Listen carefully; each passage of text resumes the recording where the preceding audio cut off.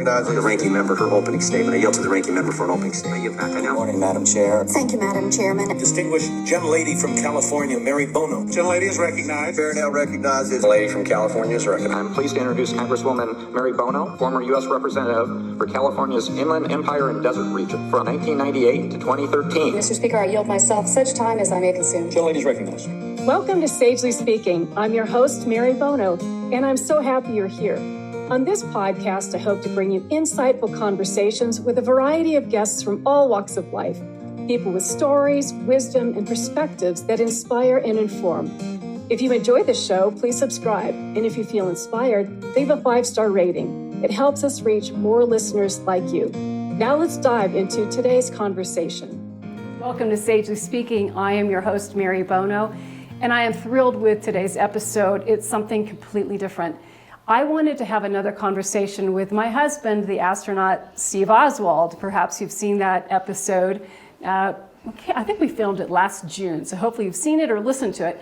Today I wanted to talk to him again, and I thought, boy, you know, it'd be even more fun.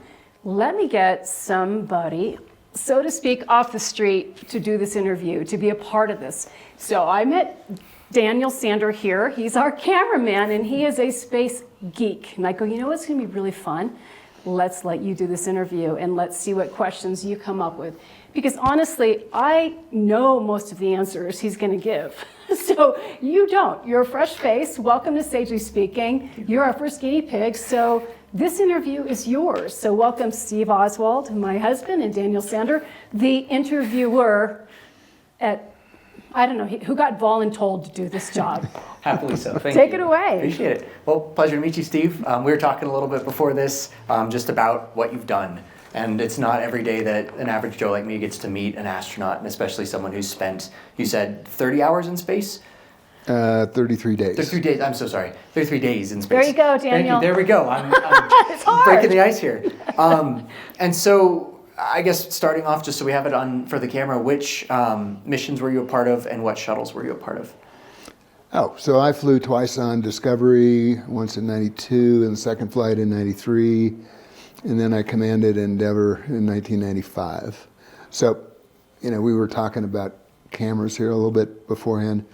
And in the 90s, there weren't any electronic still cameras. They were all film cameras. So, and we flew a number of different cameras. And one that we talked about a little bit was IMAX, which was a real experience flying that on my first flight.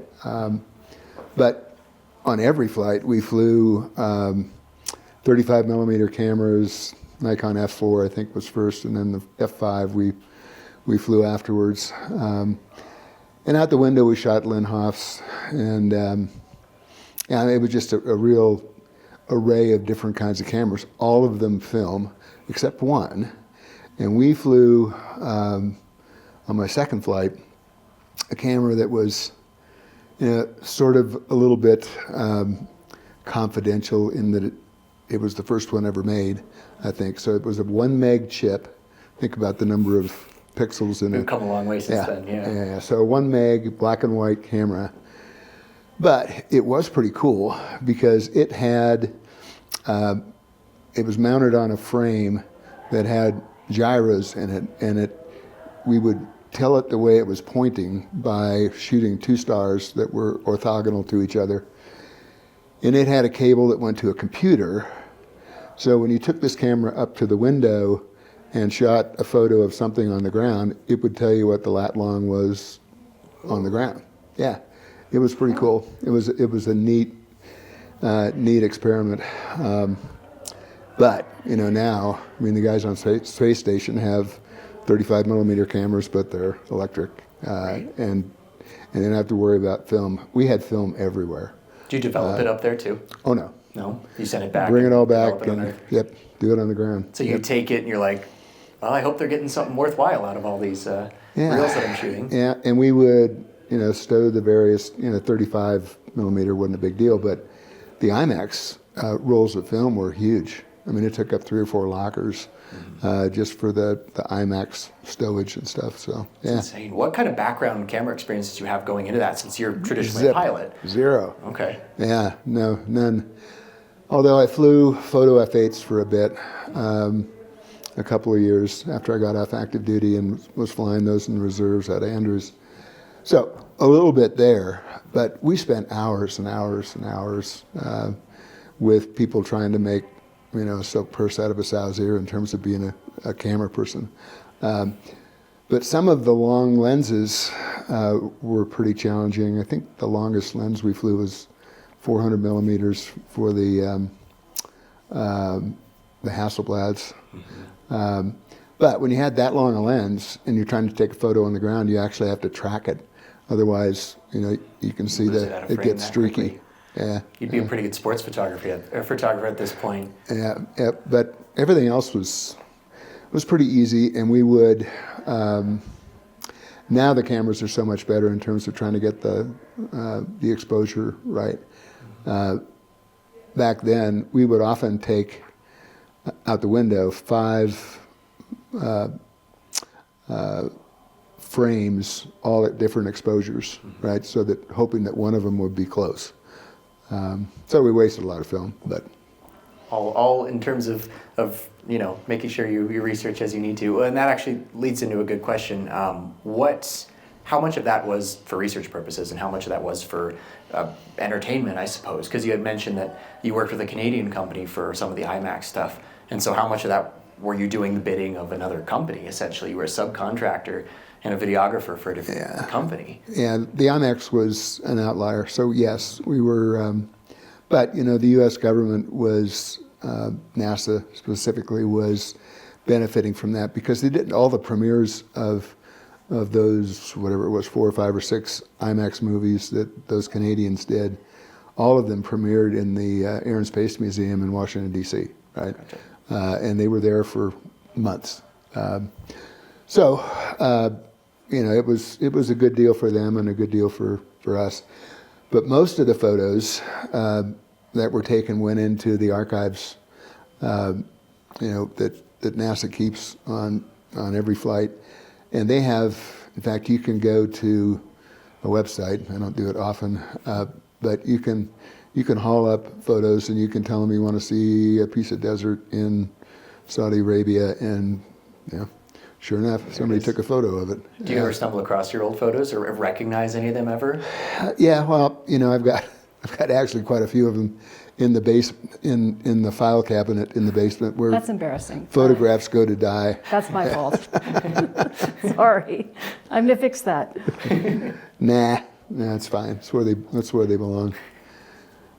Fair enough. Yeah. Are they the negatives of them or just prints of ones you've They're had? just prints. Okay. Yeah, they're just prints. And some of them, I went through there and actually ended up throwing a good number of them away because I had, 8 copies of some piece of dirt somewhere.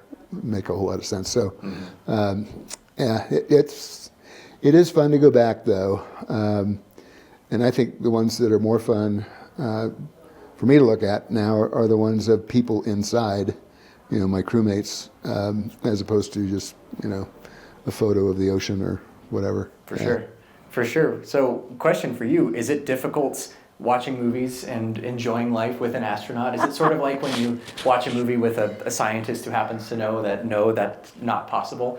Matthew and I are both videographers, and we love movies like Apollo 13. We love movies that bring the Americana out of that, the space race and the innovation in all of that. And so I'm curious from your standpoint if it's difficult living with an astronaut in that regard. Well, it's difficult living with an astronaut for lots of reasons. But in this specific case, that's funny you should ask. We were going to see the movie Gravity when it was in the theater with Sandra Bullock. And Steve can be very opinionated. I know you're shocked, but it's true. And so before we went to the movie theater, I said, okay, babe, let's just watch the whole movie. When it's over, let's go to dinner and talk about the movie. So I think I don't know how far in, 15 minutes or something? And he's watching. It was longer than that, but yes. Okay, it felt like it was immediately.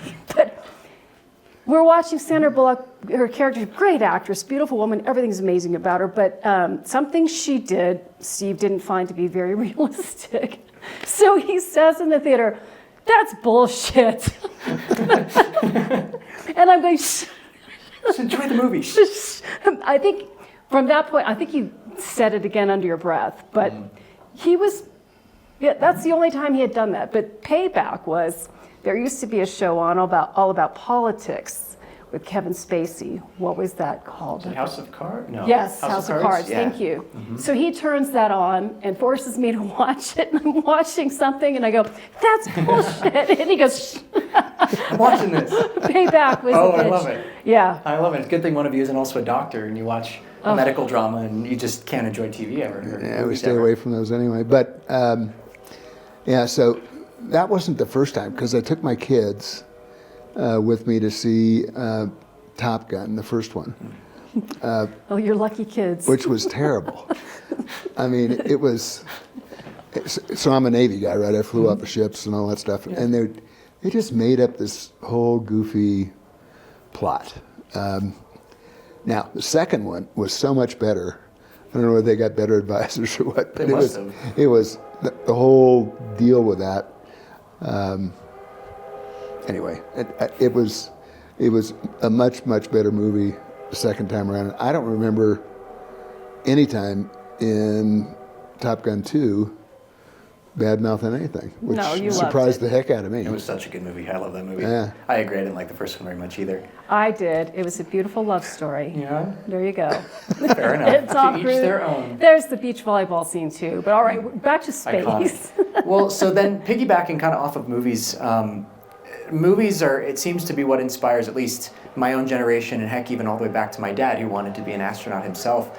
That was the inspiration, sci-fi, going into the unknown, all of those ideas. I guess the first question being, what brought you there? Why, how did you make it to space? Was it out of interest, or because you were almost assigned, or No. how did any of that go? No, I had to work kind of hard to get in. But the funny part of that story is that I decided at about 11 or 12 years old that I wasn't going to be an astronaut, because I went to the World's Fair. It was in Seattle in 1962, and I would have been 11. And my dad and my brother and I stood in line to go see one of the Mercury capsules. I don't know whether it was, Grissom or who it was, but anyway, I finally got up there and I looked inside of this thing, and it was tiny. And I looked at my dad, who was about 6'1", and I went, this isn't happening. So I put it out of my mind completely, and I went to the Naval Academy, and I got into flight school, and ended up on a ship in Japan. And I was so out of touch over in Japan. This was, pre-internet, pre-everything, right? Right. So we got a monthly rag that we could read, and there was no news in it to speak of. So I ended up getting sent to the Navy's test pilot school off of that ship in the later 70s. And when I got there, I learned that there was a space shuttle that they were building. And in 1978, which was the year that I was in school, they selected the first bunch, and we had 2 or 3 of them that were right there, because way back when they were trying to figure out the original 7 and what they would be, the NASA guys brought in a bunch of engineers, which is what the Russians did. But they took their plan to Eisenhower, and he said, "No, you're gonna pick my astronauts from the graduates of the Navy and the Air Force's test pilot schools," and they never quit doing that. So every pilot astronaut has had to be a graduate of test pilot school, and you got to have at least 1,000 hours of centerline thrust time. So, I applied to the 80 group when I was a little older, and I got selected to go down to interview. Didn't get selected. Thanks for your interest. And then they didn't interview again until 84, and I got interviewed again. By this time I was out doing test work for a company on the East Coast, and I didn't get selected again, which, I was kind of got my feelings hurt on that one. But I got a call from a friend of mine, and he said, "Hey, you ought to think about coming down here and taking a job down here. There's no guarantees, but people can get to know you better, and and there's going to be another selection sometime, not sure when. So I went down there in November of '84, and sure enough, they had a selection that very next year, and I got picked up in the '85 group in the spring, and started with NASA in August, or in the astronaut office in August. And then we lost Challenger that next January. So this hurry up, we got to get you guys ready because you got to go fly, was put on hold for about 6 years. So, yeah, but it was very interesting how, the whole world changed while I was, flying my little A-7 off the USS Midway in Japan for 2.5 years. Mm-hmm. Yeah, I totally. A full-fledged new program being developed and tested right kind of under your nose. That's crazy. Wow. We'll continue with our interview in a moment, but first I'd like to thank my sponsors. Lucy Pet Foods is the leader in gut health. Their formulas for life feature prebiotic, balanced fiber that nourishes your dog and cat's total health. Every purchase helps support the Lucy Pet Foundation, a 501c3 charity helping animals. Save 15% off your first order and use the promo code SAGELYSPEAKING, all one word, and you will get free shipping at lucypetfoods.com. If you're committed to tackling the opioid and addiction crises, then you need to be at the 2025 RX Summit. Use code SAGELY, that's SAGELY, for an extra $100 off. Join top experts and professionals as we share strategies for prevention, deflection, treatment, and recovery. Don't miss this chance to be part of the change. Head over to rx-summit.com to register now. That's rx-summit.com for an additional $100 off. Hi, honey. I just wanted to give you a quick heads up that I'll be going out with the guys after work tonight to catch the game. It's been a long day and I'm pretty wiped out, so Harry's going to give me a pill to help me stay awake. I won't know it, but the pill will be laced with fentanyl, which means you won't see me again because I'll be dead almost instantly. I love you.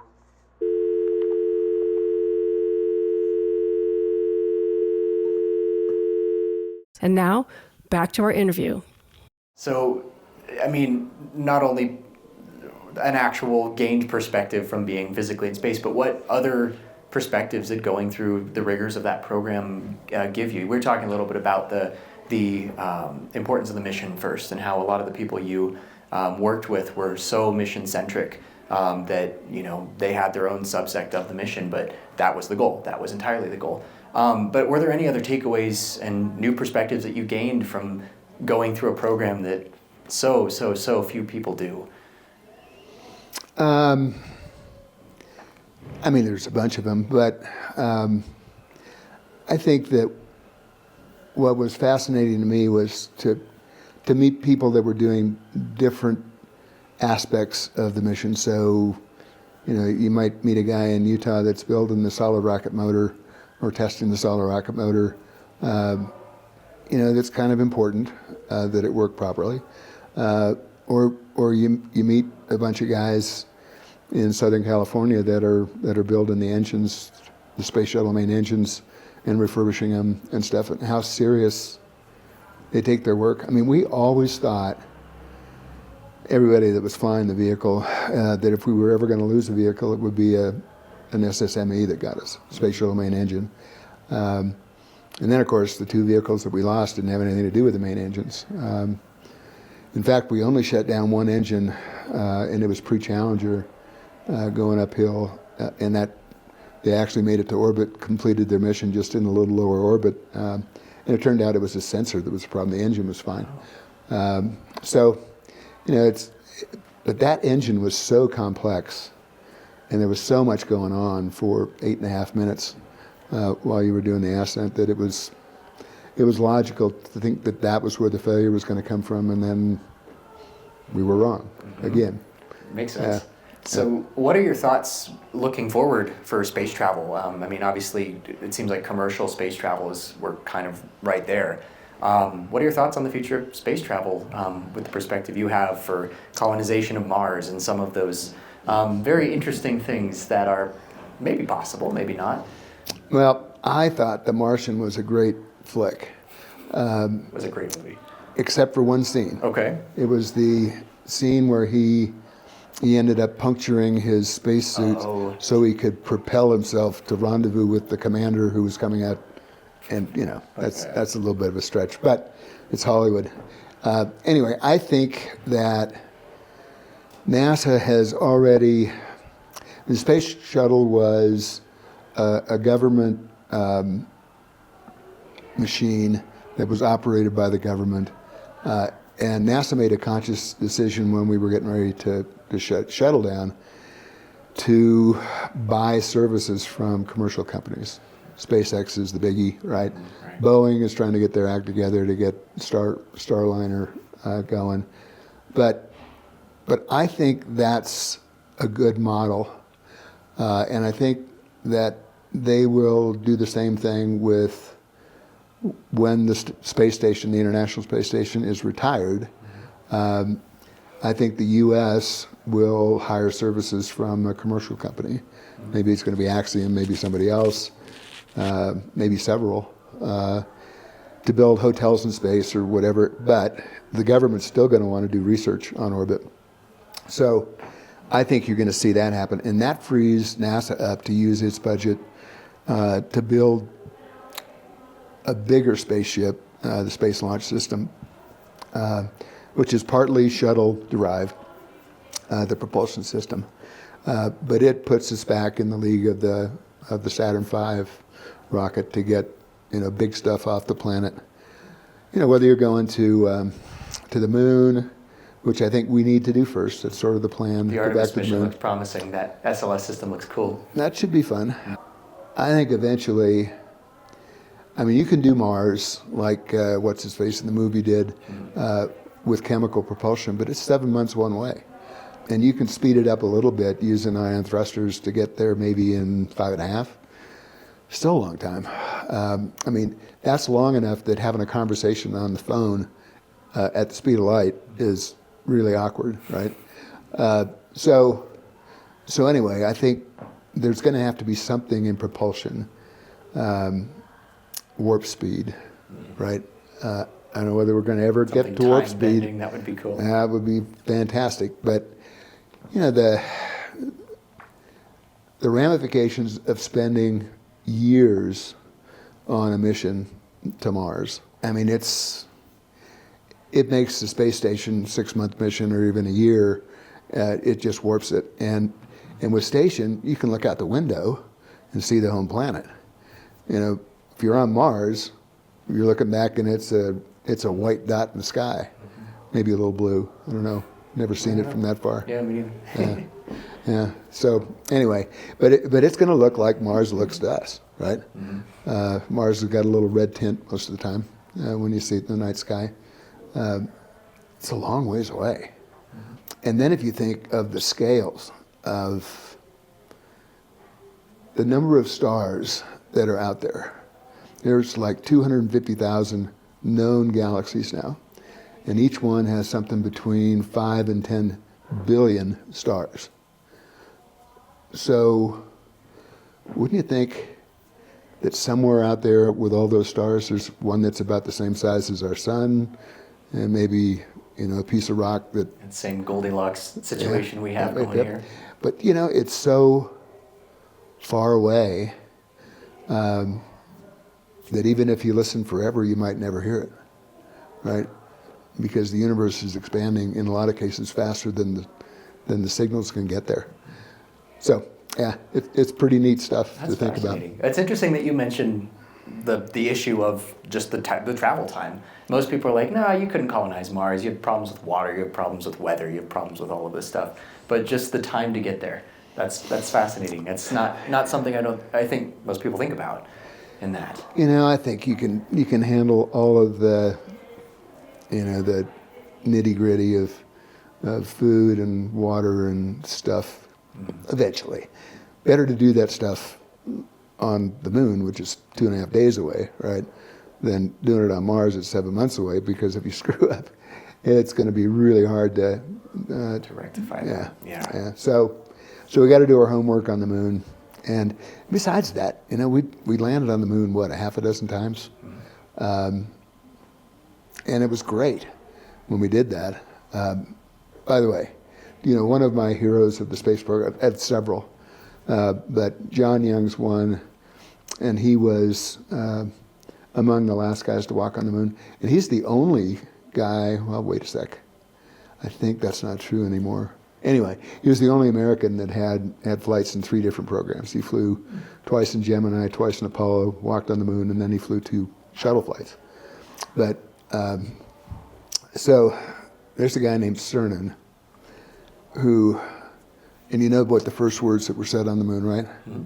1 small step for man, 1 giant leap for mankind. Yep. You know what the last words were? I do not. Let's get this mother out of here. Appropriate last words. I like it. It's a Navy guy, so. Yep. Yeah. Oh, yeah. I love it. Well, I don't want to take your outro. Is there anything you'd like to say in the last couple minutes? First of all, thank you for doing this. Thank you. Much better interviewer he was than I would have been. So I get credit for this. I think brilliant you both do a great credit job. Where credit is due, honestly. I'm sitting here thinking of all these opportunities now for my new co-host. So, hey, maybe I'll be his co-host. He'll be the lead if I'm not careful. But I just want to also remind people that we are here at Sorrel Sky Gallery in Durango for a David Yarrow show, and that is why we're here. It's a fantastic gallery, fantastic photographer. Please look him up, David Yarrow, and that is why we're here. Shannon Campbell, our good friend, loaned us a space for this interview, so it's a special day for us with one of these sort of in-person concept podcasts of all things. So I want to thank you very much for joining us on this episode of Sagely Speaking. Hey, if you want to be our new man on the street or woman on the street, just reach out to us at hello@sagelyspeaking.com and we'll see what we can make happen. But I want to thank you, my listeners and the viewers who are watching on YouTube. Thank you very much for joining us. And until we meet again on another episode of Sagely Speaking, be well.